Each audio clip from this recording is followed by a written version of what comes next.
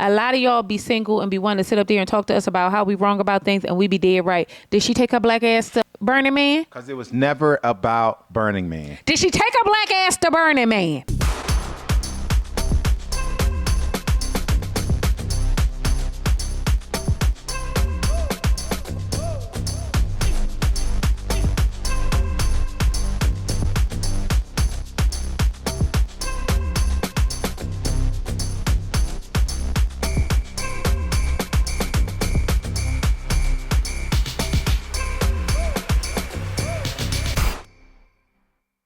Welcome on back to our channel. I'm your girl, Intisar Eleanor, and I am joined by my beautiful husband, Joseph Conner. Hey. Thank y'all so much for coming on in the room. Okay, we are back from Dallas. No, the Eagles did not win, but, you know, the Cowboys had a championship, and the Eagles go on to fight another day, okay? They at the adults table. At the Cowboys outside the club, they can't even get in. Right. Joe, how was Dallas for you? It was cool. I'm glad the weather didn't go completely bad like it was supposed to. It was supposed to be like a terrible rainy weekend, but it ended up being like really nice. So that was cool. And we just got to hang out. I agree. It was just Joe and I, and it was kind of weird not having any responsibility. Yeah. But it was really, really nice. So shout out to Honey for taking the baby. My mom had the baby by herself for 4 days. Yeah. Holding us down, all the way down. So shout out to her. She always is coming through. And when we came home, she had made a whole bunch of food. Literally. So that's how she passed her time with the girl too. So, but I really did enjoy Dallas. We stayed near the Galleria, so that was really, really nice. But I felt like the Cowboys game was kind of mid because they don't have like an energy in the stadium. It's really weird. Yeah, that thing was even after they started it was a blowout for anybody who didn't see, and then even after they started coming back, it still was like It still wasn't giving nothing. Yeah. We have our coffee, so shout out to y'all. Okay, cheers. And let's chat about Married at First Sight. First of all, everybody said yes. And it's weird because I was actually excited. What you mean? I was kind of happy that people were kind of looking past. Sometimes it's hard to understand that this is an 8-week process and that you need more time. The real tea is that no matter what, you need more time. There's no way you can make a decision in that amount of time to know whether or not you want that person or not, right? But they make it okay for you to make that decision by calling it decision day. So it's like no stigma. Unless your person is a terrorist like Rhonda, Pat didn't need no more time. Pat came in that bitch looking at her like, "Yeah, bitch, what?" And I was part of the decision day was surprising to me because everybody said yes and it seemed fake. Like I knew for a fact that everybody wasn't going to end up being together by the time we got to the reunion. So all of the yeses on decision day was very weird to me and almost gave production a little bit because Pat should have said no. But then there was like this weird dynamic of like people changing their minds, you know what I mean, with Will and Pat. And I just felt like some of y'all should have just said no and stood on it because we knew what the ultimate outcome was going to be. The thing is, I don't fault them for saying yes. And the reason why I don't fault them for saying yes is because, honestly, I don't feel like you get enough time. 8 weeks is not enough time. I think it was enough time for us to see Rhonda's true character. Okay. Rhonda was coming through. But when he came in and he was sitting next to her, had his hands folded, he was not with it. Knew. I feel like as far as the episode went prior to where they had decision day, I wasn't mad at him for saying yes because Pat is older. Like, at that age, you done fought with a bitch before. You done had arguments. You know what it's like to be around a bitch who got an attitude. We all do. You know what I mean? And I think he kind of was like, we'll get past it. In theory, yes. And it's not a bad philosophy to go in with. Once you have the context of the person, Rhonda is the problem. She's gonna forever be the problem.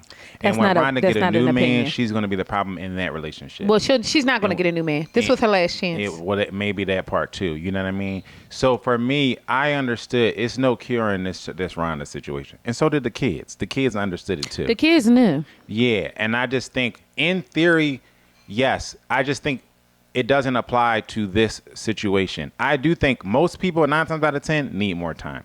You know what I mean? I think even the ones on the fringe, you know what I mean, the Wills and Britneys, like they was on ice, but did they need more time? maybe yes. You know what I mean? Yeah. But some people, like the Rhonda situation, hell, even the Belinda situation, I don't think they needed more time. They needed to be released from that situation because it was never going to. Some people had agendas, and some people was also never wrong. Rhonda's never wrong. She's never going to be able to be introspective and be like, this is what I need to. This is never going to happen. Even how she spoke to him at the reunion is very clear that she takes no responsibility for anything that happened in their relationship.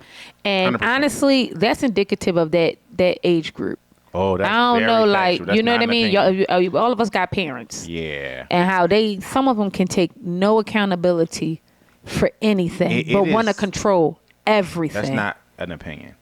It's a generational thing. It's a generational Their thing. generation is saying yes to nothing. Literally, but can't open up a PDF or convert it to Microsoft Word. They can't do none of that, but they can tell you all this other mess and tell you what they ain't gonna put up with and all that. It's just exhausting, and that's her. You know what I mean? Like, she is a culmination of all of our bad traumas with our parents. Yeah. The problem is you don't even realize you that traumatized till you see her ass on screen. You like, listen, I had to go back to therapy for a little bit. Yeah. She is stressful. 100%. But they did end up saying yes on decision day. And, decided after some time, quite a bit of time, that they weren't going to continue that relationship on. But I did not like the way that she spoke to Pat at the reunion. Pat came in there with a wrinkled T-shirt, y'all. Did y'all see that? Yeah, Pat's tired. Pat had on a wrinkled T-shirt. Pat said, I could have had a V8. What am I even doing here, bruh? You know what I mean? Like, and so what their biggest issue is he went to Europe for a month. That was red flag number one. Why is your husband going to Europe for a month without you? Because he had to get the hell away from her. He was like, I'm out of here. And this is the only excuse I have to do it. Literally. Then he comes back and she don't want to sleep with him. Right. Girl, you're the problem. Been the problem. Your husband just left for a month. And that's what the hell he was thinking. And he probably was thinking, he probably didn't even do anything. And I hate to, y'all know I think men is the scum of the earth. However, I genuinely think Pat went to Europe. I do too. I think a couple people might have smiled at some faces. A couple people left this process, and I really believe after decision day, they were genuinely kind of emotionally fucked up. Pat and Chad. Two people from the older generation. That's a fact. The production, all of the scheduling, all of the drama, all of the cameras, all of the attention, I could tell it just didn't sit well on them, because this is not, all of this, we deal with the bullshit on social media every day. And in the reality TV world, this is not their world. So I genuinely believe they was like, I'm done with this. You know what I mean? Yes. On top of normal relationship stress, everything else exacerbates it. So I genuinely believe that him and Chad needed to go to the ayahuasca festival or whatever in the East Alps or whatever, just to get away from civilization. I believe they genuinely needed that, like to just shut out the world and not talk at somebody for. I mean, if I'm in an intense social environment, I need at least 24 hours. To decompress. They was 100%. We was on a plane ride back and an Uber ride back from Dallas, and I couldn't talk. The Uber driver would not stop talking, y'all. He would not. And I just wanted to sit in silence. I just wanted to sit and not talk. And he wasn't even one of those ones. He couldn't even catch the cue. No. Because we were like, yes, cool. Yeah, like one word answering him to death. Oh, okay, that's great. Like, and he couldn't. I just did not want to speak. I just was emotionally tired, on top of like mentally preparing myself to be in meetings all day the next day. I can't imagine being Pat, being in this universe for weeks and weeks and weeks, and then being of that age. Of course he needed to decompress. Of course. It felt like, and Rhonda is the perpetual problem in this.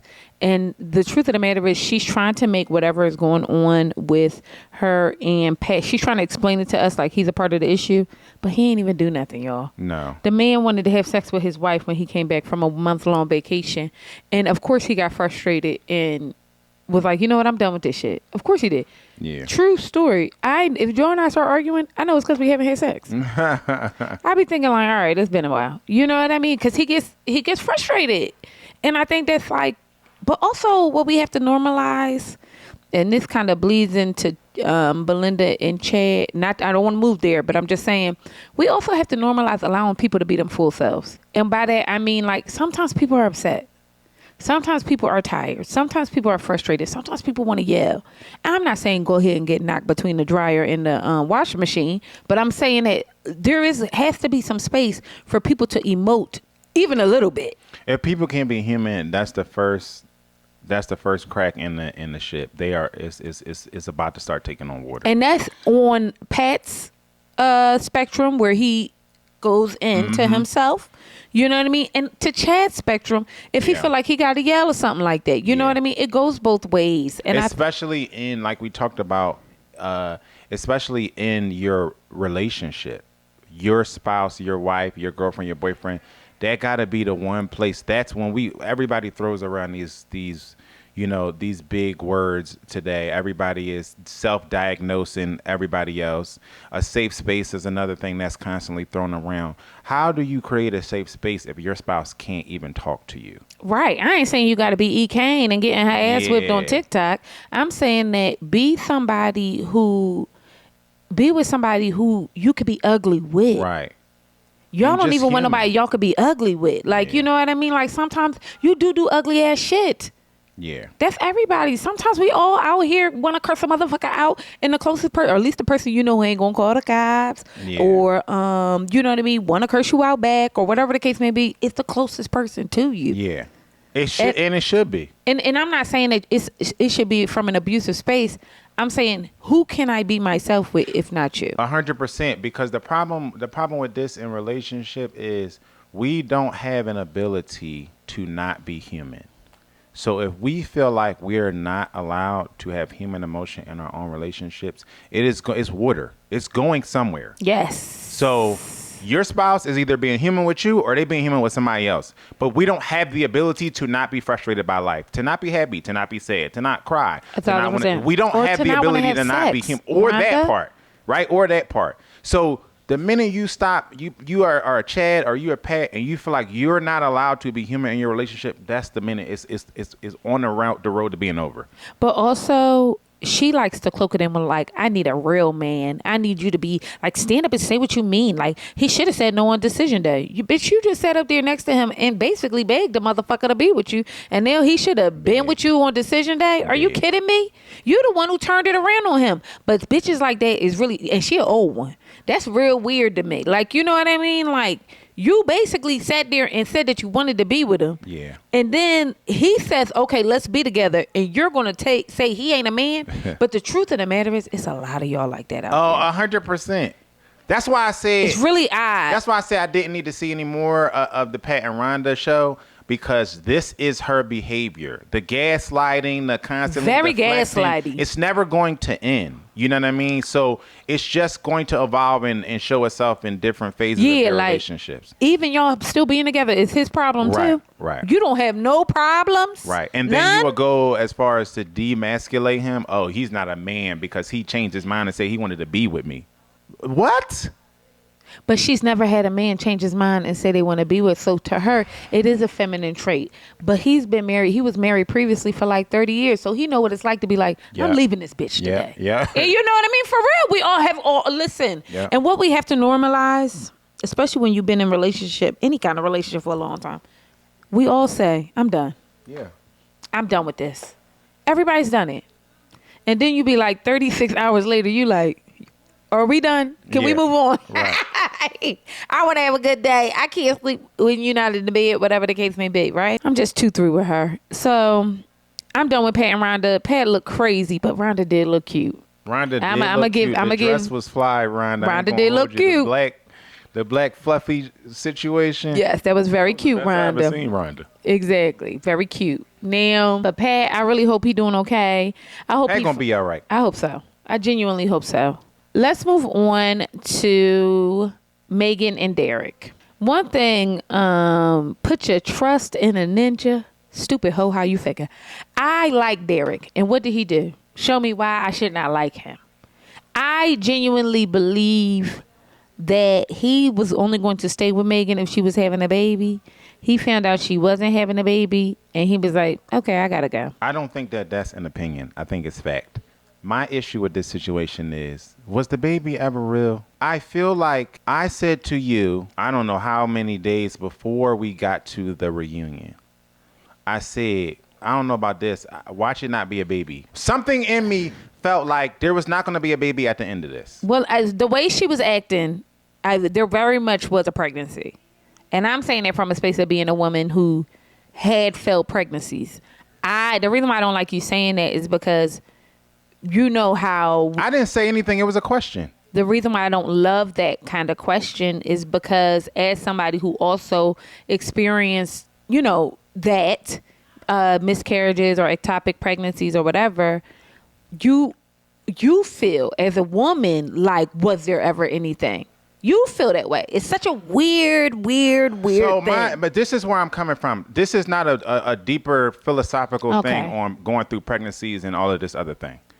This has everything to do with, we went through an entire season where a whole cast ended up colluding to fake things for the camera. Yes. True. This is a very real thing. That's Denver. So my question is based on, I don't trust y'all. Okay. And too many people are out here doing things for clout. Okay. People make up all types of lies and bullshit every day. We just saw it on the last season of Love is Blind. True. So it is a legitimate question because for some reason, before we even got to the whole miscarriage thing, I personally felt like, watch it not be a baby at the end of this. I felt like something was off. I felt like the whole thing happened way too fast. Yeah. But that's how sex happens. I mean, that's how babies happen. You know what I mean? I felt like the whole thing happened way too fast. Everybody was super cool with it. Yeah. As far as everybody being Megan and Derek, right? We've been together and known each other over 20 years at this point. I know what it feels like to be like, uh-oh, I didn't see none of that here. You know what I mean? So the whole thing just didn't sit well with me. And then when I was already on the edge of like, I don't know about this, we get to decision day and they're like, so we're not pregnant. It's just something about it you just get to didn't the sit reunion well with me. and they're not pregnant. The reunion. Or they didn't have a baby. Now, when I saw her stomach, I'm not gonna lie, y'all. Now I had a baby. I ain't got no stretch marks, nothing. But this stomach is stomaching. And when I saw that stomach, I thought, We didn't see any physical changes at all. And mind you, the last time we seen them, they was moving like the baby was due next week. But I want to be clear though. That is a question I think it's okay to pose. But I do want to be very sensitive to women who have had miscarriages and everything like that. I'm going to say that as a disclaimer. Not like what you're saying isn't. I went through it. I don't That's have what I to- mean. yeah, You've gone through it as well. Yeah, like I felt like her response to him and how she felt about him. It felt to me as if she had went through something for real. And this is why I'm gonna say this. The reason why I think the reason why I do believe that she was pregnant, because you also know the emotions that come after that. You know the emotions that come after a pregnancy. You know the emotions that come after a miscarriage, and how ugly somebody can be with their spouse, right? Mm-hmm. Going through those your body transitioning. She still had a ton of hormones in her, all these things like that. You still have all of those feelings and you have nothing that manifested from it, right? And that is a fucked up situation to be in. And sometimes we are our worst selves in those moments because we are literally going crazy because we like have all these mixed hormones or whatever inside of us. And we also often see men leave, women or not see men leave, but relationships break up during that sensitive time, right? 100%. These are all things that I've personally gone through myself. I don't trust the cast. Okay. I fully understand all the things that come with pregnancies and miscarriages. I did it. We've been through it. I don't trust the cast. I don't trust these people who get up on here, and a lot of them is here for clout. And a lot of them, we said in the beginning, we thought was here for clout. So when they come out with these different stories and stuff like that, I can't help but to question it. I can't trust y'all. I don't have any evidence. I don't have any evidence but your word, and I know how. I just don't see why she would lie about that. Well, I don't see why people would lie about a lot of shit that they get on these TV. They lie for clicks and likes and numbers. They lie to get a Metro PCS ad. They lie to be caught up in the headlines. You know what I mean? They were the first couple on Married at First Sight to get pregnant in the first goddamn week or whatever. You know what I mean? So a lot of people are addicted to publicity. We've seen people lie about far worse stuff. I just don't trust these people. I just don't trust them. I feel what you're saying. It's something about Megan that I find very genuine. However, she seemed much more genuine at the reunion. I was just about to say, because the first time I ever thought she felt genuine to me was in a reunion. And that's why I'm saying I genuinely think that this, I really do feel like this happened to her. And she experienced this. And I think that he was unable to handle what came after that. And for him to move on, he seems like he had nothing for her the entire time. Like, even the way he spoke to her, it was like he was seeing through her. But this is why I said what I said when they first announced this whole pregnancy thing. And I said I felt like he trapped her. I felt like he was only with her to get her pregnant.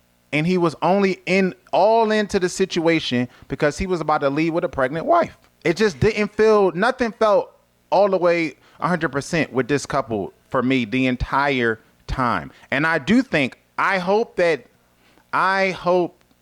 that he didn't, you know what I mean, leave her. I really do hope that. They was pregnant and then they had a miscarriage, and then I hope that that's not the case, right? What do y'all think? Bust down and let us know. But what I don't, again, this go back to a trust thing. Do I trust that Derek was there for the right reasons and just wasn't just trying to get a woman pregnant? I don't trust that either. No, I don't. Seeing them both at the reunion, I feel like this was two different people. Like Dr. Jekyll, Mr. Hyde. I don't know who we met during the season, but during the reunion, it was a whole different couple. That's what I mean. The manipulation. And her in a way where I felt like she felt more at ease in some ways to me.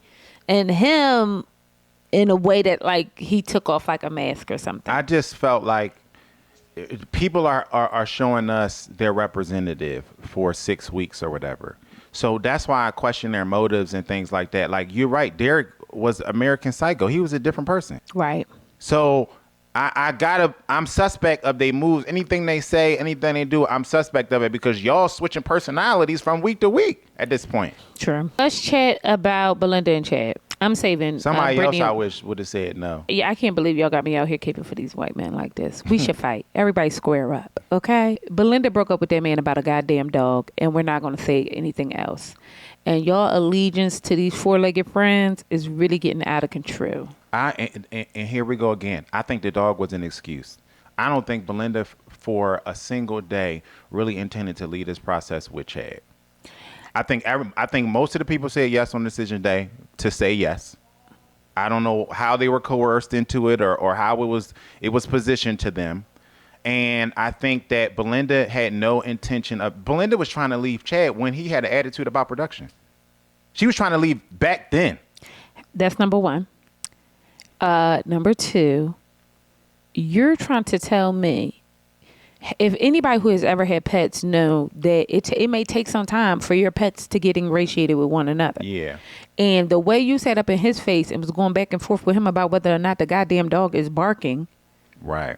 The idea that he felt a way about your dog getting excited around his animal, you would think you would have some empathy and understand where he's coming from. Right. Another thing, he said he yelled. He didn't say he bust you upside your mammy tap me head, and nor did you. Right. But people like that, like where everything is a trigger, you become the like narcissist in this situation. We don't talk about enough how dealing with a narcissist creates a narcissist. Yeah.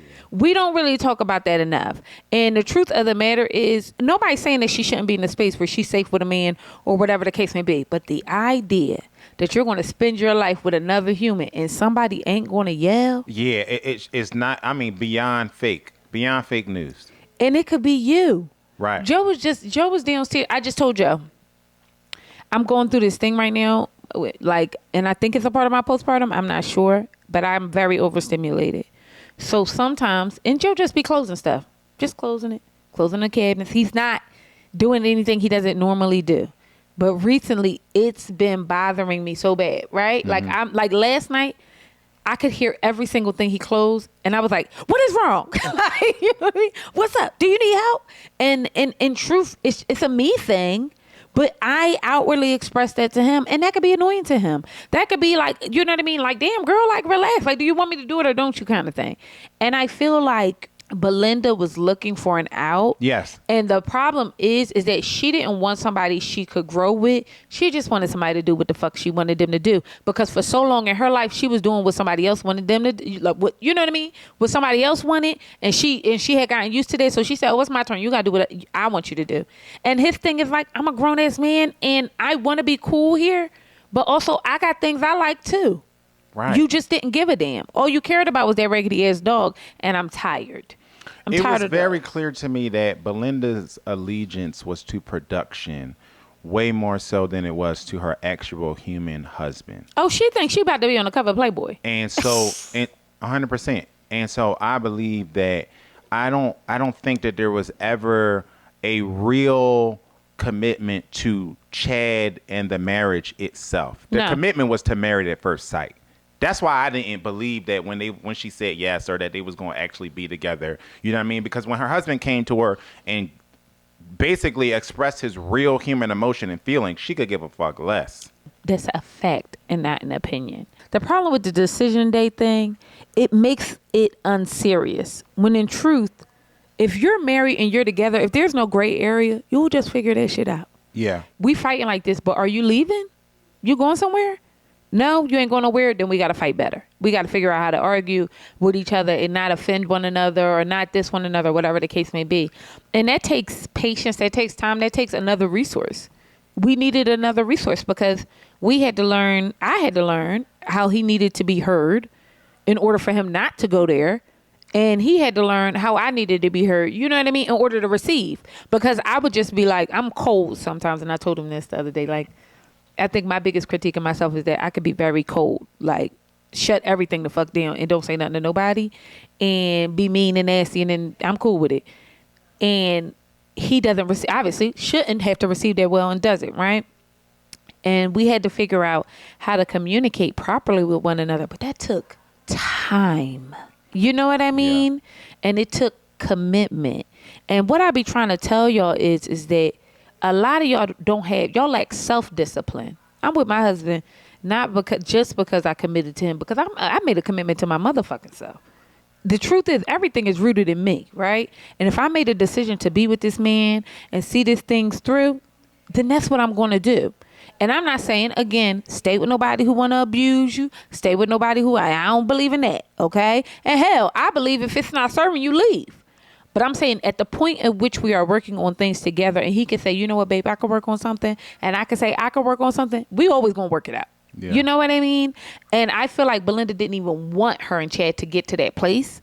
But I believe Chad wanted to be there. Oh, I do believe Chad wanted to be there because I think Chad was here for the relationship. So his concern was us. Even when they sat down at the table and he said, my issue is not with you. My issue was with production.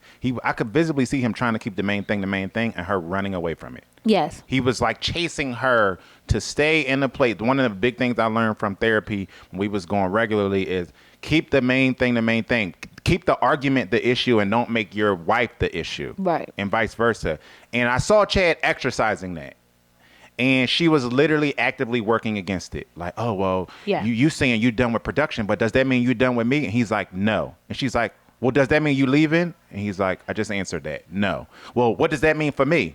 Like, she was like just trying to, at every turn, it was almost like she was trying to be a lawyer and talk her way out of it. That's why at that point I realized, oh, she's looking for an out.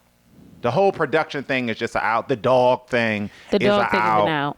Then you want to bring it up in front of everybody after decision day. And you could tell he visibly in the place where he like, I don't want to talk about this. Yeah. Like, I'm done with the film. He said, I'm done with the film and shit. Take this goddamn mic off. Literally. And so is that annoying? Yes. But do I like how real it was? Yes. Okay. Because that's honest. When I'm watching reality TV, I want the reality. Yeah, but that's what I mean by it was refreshing to see the Chads and the Pats on here because everybody from our generation, they're acting. Yes. It's a lot of posturing. It's a lot of acting. Like I just said, we had a whole cast collude with each other. A whole cast get caught, idiots, colluding with each other to create the narrative that was going to be shown on TV. Yeah. Only our generation is doing shit like that. So it was coming off the heels of something like that. It's refreshing to just hear somebody break all the walls, the third, fourth, fifth, and sixth wall, and just be like, you know what? I just feel like y'all not respecting my time while he's talking to the producer while they're filming him. Like, I'm not going to do this. If you tell me I'm going to film on Wednesday at 6, I'm going to film on Wednesday at 6, or you're not going to get me. Like, that is refreshing because we are in a perpetual cycle of fakeness on TV to the point where we having couples send their spouse away to be on a show. The one girl was on the show. The boyfriend told her, God, you got my blessing. Just come back to me when you're done. That's crazy. How do you feel about Chad talking, and I want you all to answer this below as well, about the way Chad speaks to production. I thought it was overblown. I thought watching Chad in real time say, I don't want to keep doing this. Give me a minute. I'm trying to talk. You're trying to produce. That's just real frustration. I think Belinda added yeast to everything he said. It was like, it was clear that she was running to whatever trauma that she had dealt with her past. Yes, and it made her unbelievably passive aggressive. Yes. And I mean, she's so passively aggressive. It's like nuclear. Oh my God. You know what I mean? And the problem is it almost feels Karen-esque. 1,000%. I also think the way they was editing it was weird. Oh. Chad didn't say to Kevin to shut up. You're not going to get me to believe If you know did. Kevin, and if you've watched Kevin, y'all know Kevin will buck at any moment. That's a fact. There's no way that somebody's going to tell Kevin on national TV to shut up. There's no way. And then Kevin's response is, "Oh, okay, go ahead." It's no way.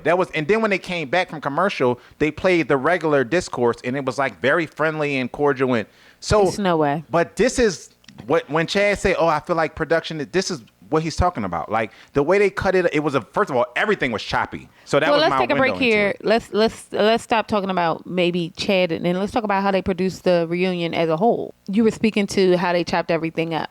It was the fastest reunion in Married at First Sight history. Hello, y'all ain't say that. Peacock. Y'all didn't say that. Y'all love to say what kind of history y'all making.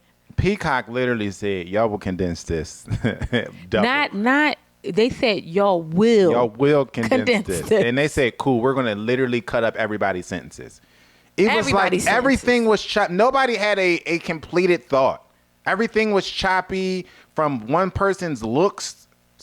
They would cut to somebody's face, and the face wouldn't match what was said. The reaction was off. It was like so choppy and so fast, which is how I know that the exchange with Chad and Kevin wasn't how they previewed it before they went to commercial. It was weird. Super weird. It really, really was. I didn't love how it was produced. I feel like they only asked them 2 questions. There were no experts there to kind of do any hindsight 2020 situation. They said we can be all 30 real minutes. But I wonder if they were there. Like, I wonder if they were actually there and they filmed it, because you all made a very good point. This season was filmed before they moved to Peacock. Peacock just, picked it up and chopped and screwed it the way they wanted to. Peacock absolutely had editing, creative control over it. So it matters because you have to fit into their time slots. 1,000%. Just watch the reunion. Married at First Sight has never had a reunion that went that fast. Never. Ever. They wasted all. They used to waste our time. Or they didn't have any experts. And they didn't have any experts. That was a whole nother segment of the. Yeah. Remember, they was bringing out the experts one at a time last year. But every day they probably was like, they all said, "No, who give a damn?" Yeah. So they turn it in just like any other production and network relationship. But it was very clear that Peacock put their stamp on the final edits of this season of Married at First Sight. Yeah, 100%. That's not up for debate. But what I didn't like about it, if I'm being honest, is that y'all gotta let Kevin cook. He is a wonderful host. I know I be giving Kevin he be getting on my goddamn nerves, but he gets on my nerves because I feel triggered. And I think that in some ways that's a good thing. When you're watching something, like, you should feel some kind of emotion. Absolutely. And he makes me feel things when I'm watching him. He's the black Andy Cohen. Okay. Yes, if I can't get Andy Cohen first, that's going to be my first call. I'm calling Kevin, because Kevin holds people accountable. Like I said, he'll buck. Nobody would sit on the stage and tell Kevin to shut up. I don't believe they would have to hold Kevin back from being on somebody's ass. I think they intentionally wanted to make Chad look like, look at Chad, big bad Chad. And I don't know that to be true. And this was exactly what Chad was trying to tell Belinda. Yeah. Proof. Yeah. Okay. But let's talk about the apple from the tree, Jalen. Oh God. And honestly, I'm not even mad at Jalen. This is Jalen and Josh. The first thing I want to say is, when we are right, we are right. A lot of y'all be single and be wanting to sit up there and talk to us about how we wrong about things, and we be dead right. Did she take her black ass to Burning Man? Because it was never about Burning Man. Did she take her black ass to Burning Man? And I want you all to be down in the comments saying, yes, she did. Did she like it? Yes. But we told y'all that. We told y'all that. I knew, Joe. And she was going to go again. She liked it so much, she was going to go again. She hated it so much, she was going to go again. Okay? If Josh and her stayed together, she would be going to Burning Man every year, because she finally went because it wasn't about Burning Man. It was about social media, like we said. When she got over it, she went back to her original stance, Rhonda, of wanting to eventually go to Burning Man. And if they were together, she would be going to Burning Man every year with him. Let me tell y'all a story about a girlfriend. My girlfriend was dating this man, and she had been dating him for about a year or so. Maybe not even. And she owned her home, like a beautiful home, and he had an apartment. But he had made his apartment comfortable for him, right? And every time they went and stayed with one another, they would stay at her place. And it started to bother him. He was like, well, I want you to come over here and be comfortable in my space as well. And she came to me and she said, well, I don't want to go the fuck over there. Okay, like, why would I want to do that? And I asked her straight up, what is the emotional thing that's keeping you from going to his house? What would be the worst thing that happened? And she starts going to this man's house, and they start to create a schedule. Okay, he comes, stays with her one weekend, and then the following weekend she goes over there so they can get to be with one another. Because otherwise, if she didn't, they would not get to be with one another. They're married. Fast forward, they get married, and you know who she said is the reason why they got married? Me. Okay. And that's not to toot my own horn. It's just to say, when y'all are having these conversations and we know that y'all are not in these relationships, y'all have to stop. We had a woman below say that she was in a relationship. She's been married for 18 years and her husband goes on golf trips, does his thing, and she does her thing. And I said, yes, but you weren't doing that the full 18 years. Yeah. Like, we have to be honest, right? The first 3 to 5 years, you was everywhere he was at. One, because we still getting to know these mother jumpers. I got to be everywhere you at, so I know you ain't at nowhere with nobody else, okay? And the second part of that is that I just want to be ingratiated in who you are. Yes, over time, you do get to be like, girl, you ain't got to go nowhere, or I ain't doing that, or whatever the case may be. But in the beginning, being up under one another is the fun part. You know what I mean? And y'all try to skip that to be like, y'all want people for what? Utility? I just feel like, honestly, it's okay to want to be around your person. My mom said something today, and she was like, we was talking about Ziploc bags. I said, oh, Joe want me to get the different size Ziploc bags. She was like, well, Joe can go out and get the Ziploc bags by himself. I'm like, Mom, we do everything together. He does get them by himself when I'm there. Like, right. You know what I mean? And it's not like a big deal or whatever the case may be, but it's okay. I don't know what happened where everybody is talking about being in relationship with one another and needing space. I don't know what happened to just wanting to be around your person. I really don't. Well, that's because people are a lot of times not really focused on building genuine connection. It's about everything else. It's about having arm candy for girls and guys. It's about checking a box. It's about getting sponsors. It's about all of these things but genuine connection, because when you genuinely fuck with somebody, it's not a chore to go somewhere with them. And when y'all talk about it, it's a work. Even the worst of things. Yeah. It's a work thing for y'all when y'all talk about it, because to y'all, it's y'all doing it for every other reason. For your family, Brittany. You doing it because you want your parents to see you get married. You doing it because your girlfriend's got a husband, so now you got to have one too because you just got FOMO. Like, it's clear to me when we talk, and I'm talking about just from personal experience. I'm just talking to single people. It's clear that in today's time, it's motivated by everything else but the genuine connection that's here. So that's why when Zar girlfriend asked her, well, you don't be wanting to send Joe out by himself? And she says no. It's clear why she would even ask that question, because she never been with a motherfucker who she even liked enough to just go to the laundromat with, go to the grocery store with. Like, even them saying, I don't know what we was watching when somebody said, I just need to, before they got together, they said, I want to be with somebody who is independent enough to not talk to me every day. What kind of weird shit is that? Weird. Because y'all don't, but you said something very real behind that. Like, oh, that person just want to sleep with you. Yeah. Because why wouldn't you want to hear that person's thoughts? Right. Is it like, I don't understand that. Like, you know what I mean? And if the motivation isn't marriage, then what are we doing if you claim to be dating for marriage, but your stance in the first week or two of meeting this person is, I want somebody who's gonna be cool and not see me every day. Where are we going with that? Because when you married, you see that mother jumper every day. Where you think you going? Where are you going? Like, I don't know. But I think the problem is that too many, people with microphones are sitting up here and telling you that you got to have a man who got this or have a woman who got that. And nobody is telling y'all to enjoy the process and fall in love. Yeah. Like, we are not ascending to these heights of love any longer.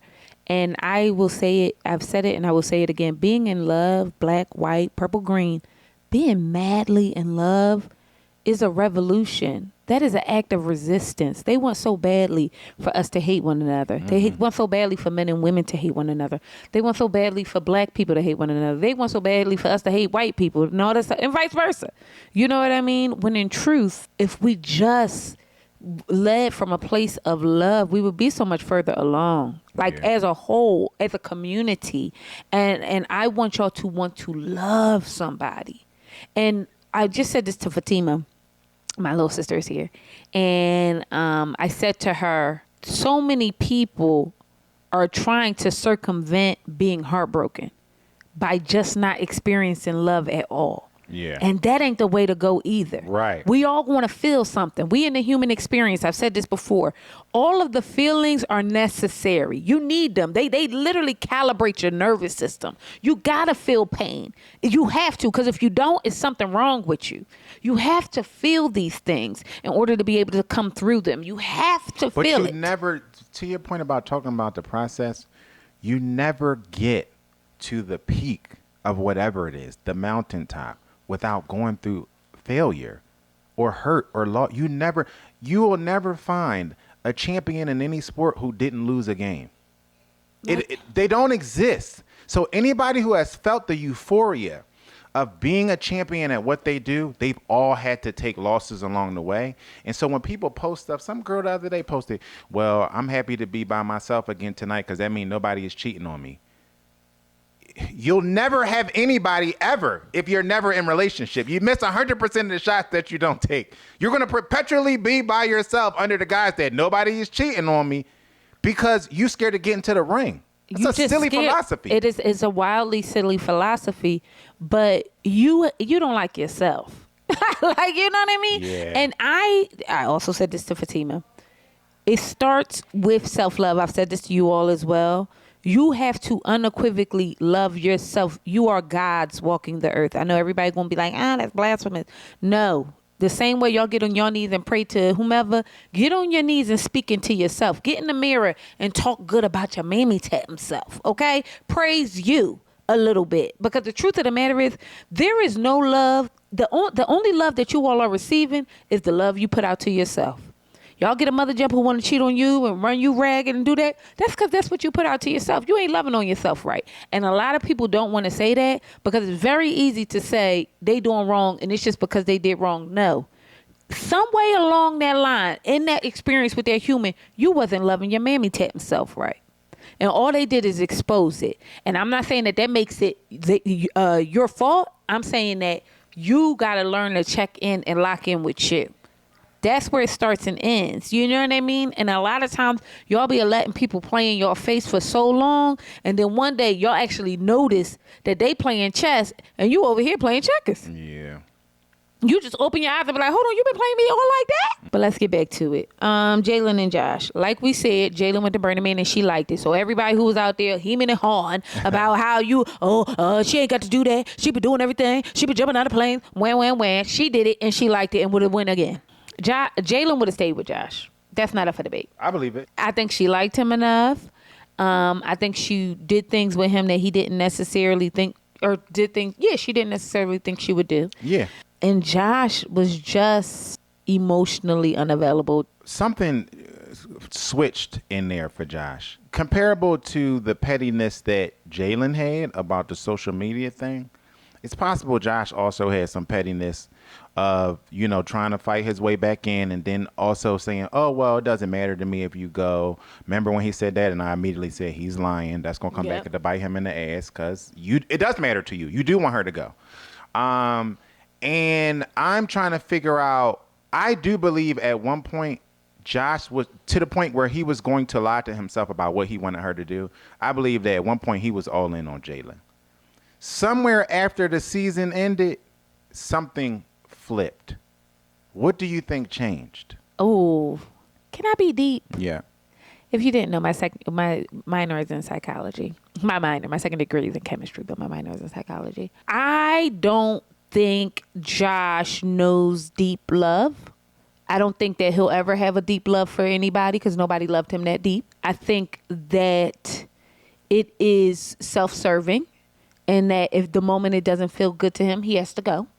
But I think that nobody has loved him through his sadness, his anger, all of his uglies, even as a baby until now. So he unfortunately is incapable of doing that with someone else. I genuinely don't believe Jalen. I think she could be whiny.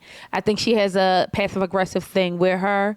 But I think at the end of the day, she was willing to kind of rock out with him. And I do feel like it matters how a man is loved. It matters the kind of household he comes from. It matters if he has a relationship with his parents in a way that I cannot explain to you. You know what I mean? Like men are more likely to be murderers, rapists, all those other things, right? And that's primarily because their moral compass comes from the love that they receive in the household. You know what I mean? And granted he was with his grandparents, but he said it himself, he was still in the streets doing whatever he wanted to do. He was an introvert. He didn't have a space where he could be himself. So now I don't think that he is capable of loving anybody else because I don't think he knows who he is. So we talked about how Josh is part of his attraction to adventure is to compensate for his lack of personality. Yes. Which in turn made him like this adrenaline junkie, right? I think Jalen says something to the effect of like he wants just things that are shiny and new, and when it's not shiny and new anymore, he's that. To me, that's a part of his adrenaline junkie thing. Do you see the connection there? Like, do you think that was a bigger part of this? On the heels of what you just said, do you think that Jalen not just being shiny and new anymore, it's just like him wanting a new adventure? 1,000. I think that is such an accurate depiction of this. Yes, I think you're on the right road there. I could see that. I think that he, I feel like whatever Jalen and him went through during the process is because she was just trying to get her bearings. Mm-hmm. But you take me out and it's a bitch there that you was screwing on. Oh, baby. Yeah. It's going to be smoking the motherfucking city. Okay? Like, are you crazy? It's wildly disrespectful, but he knew he had to be disrespectful because otherwise she wouldn't leave. Yeah. And men like that is ugly. And it's unfortunate because you want to love people past their traumas, but a lot of times it creates a monster that is so deeply embedded, you don't get to see it until you hurt.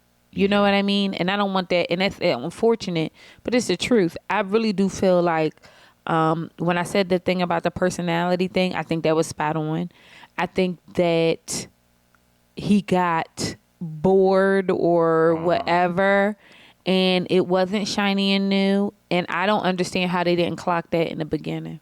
Yeah. Like, I clocked that this whole wanting to be out in the world and shit like that was just like, you just need this for your personality. Mm-hmm. But I think talking to him more, even understanding, like, I would want to know, how many relationships have you had? How do you feel about women? You've dated women. You can kind of clock when somebody, but it's just here for the moment. Precisely. And I'm certain they asked all these questions, but Peacock cut it out. For sure, because they don't have time for that. We would have known. Because I don't understand how we got here. You know what I mean? Mm-hmm. So, Jalen, I'm sorry that you experienced this with this mother jumper, but let's talk about another mother jumper in Will. Will ain't shit. When I tell y'all people don't deserve no poom poom, I'm talking about Will and I'm talking about Josh. Okay? I'm going to give Derek a pass. And I don't know why. But something in me, I don't. But for some odd reason, I don't think he's as insidious as Will and Josh. Will knew he wanted to say no on decision day. He told that girl ahead of time. Did I think it was premature to say no? Yes. I want to say that. What did you think? Even if you knew that this would be the outcome, both Will and Pat, to me, were doing the same thing, right? They both went into decision day saying, I know I'm done with this. Right? And then they both changed their minds at the table in context of all of the emotions and the conversation and things like that. Also, the experts said nothing doing both of these sessions almost. Like, I don't know. Is They that cut a Peacock that too. thing too? They cut that too. They would have had to. I genuinely believe they said all the things. There's no way they just sat there the whole time and were just like, Are you going to get married? Are you going to stay married? That's the only time they spoke up. But anyway, so they both kind of did the same thing. They changed their minds. Knowing that, like I said with the rest of them, all of these people said yes, knowing that they was going to eventually all break up after saying yes on decision day. Would you had still prefer him not say, I'm going to say no?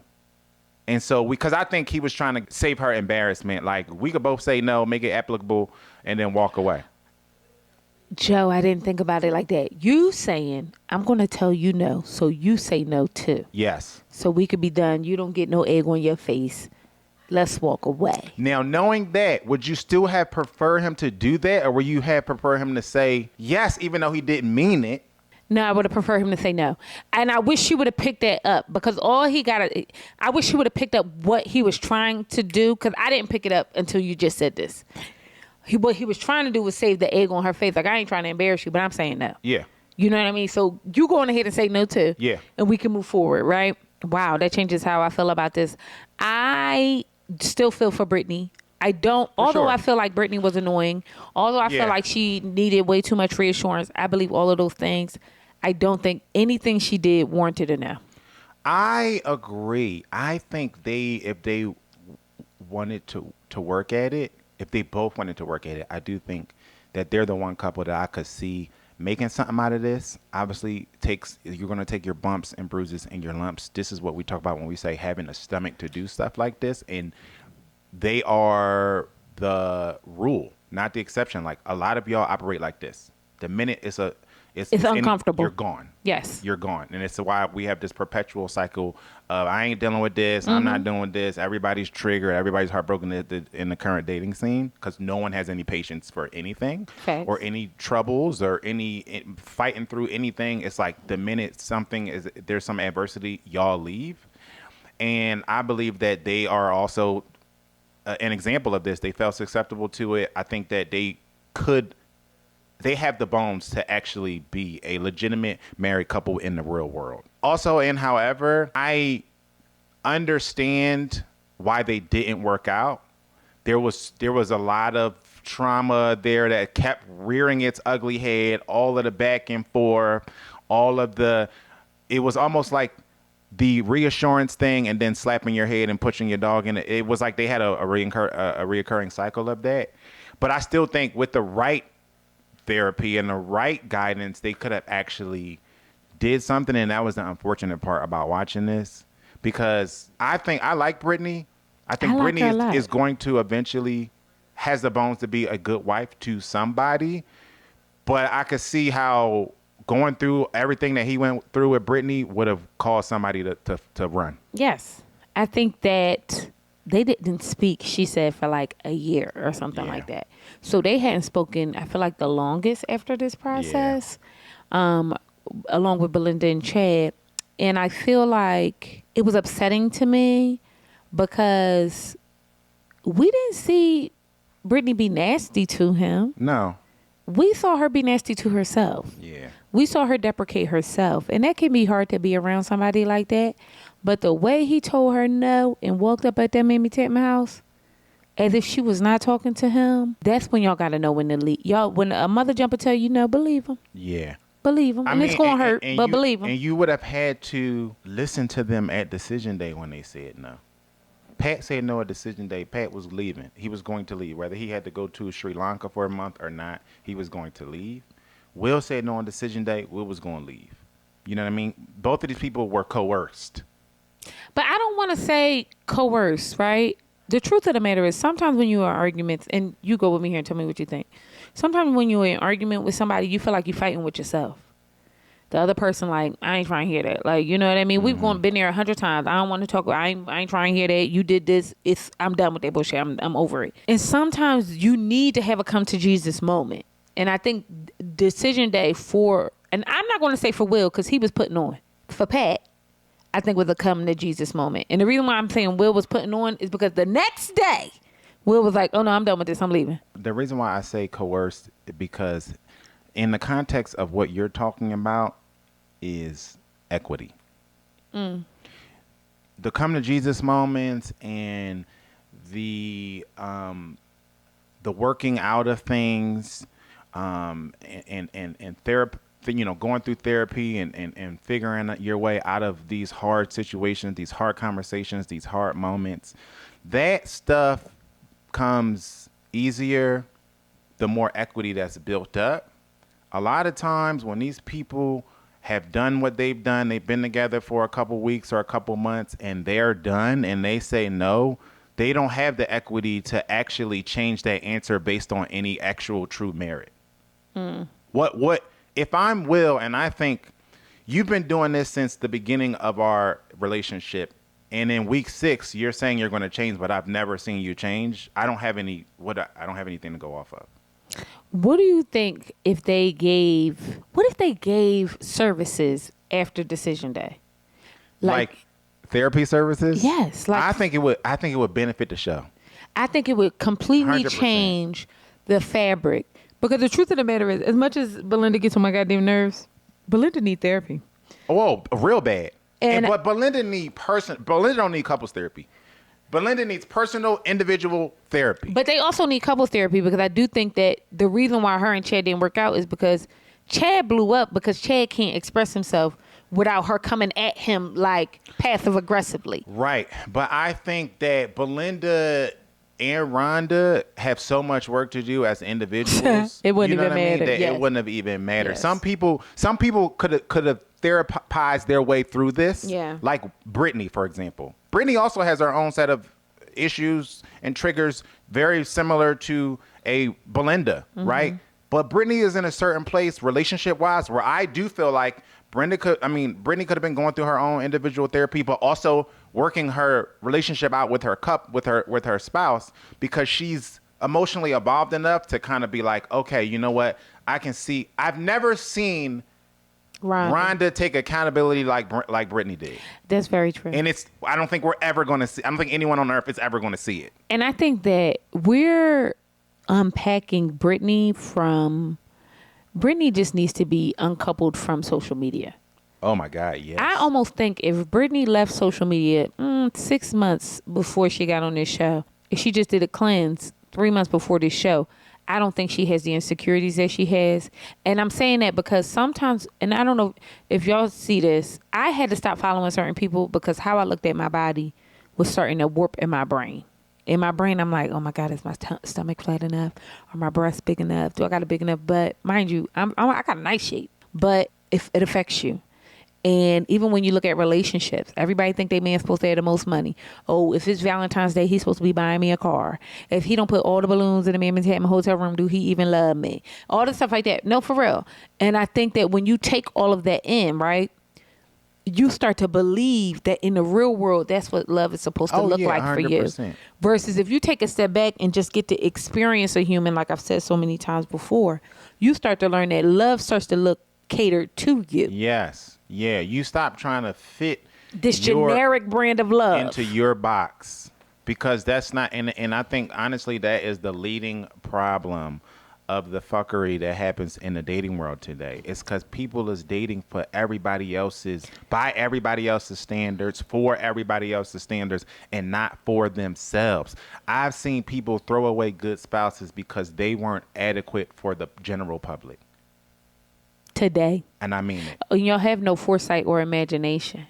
Y'all don't even, and there are so many examples of people who have been with somebody who dogged them out. So many examples, rich, poor, whatever.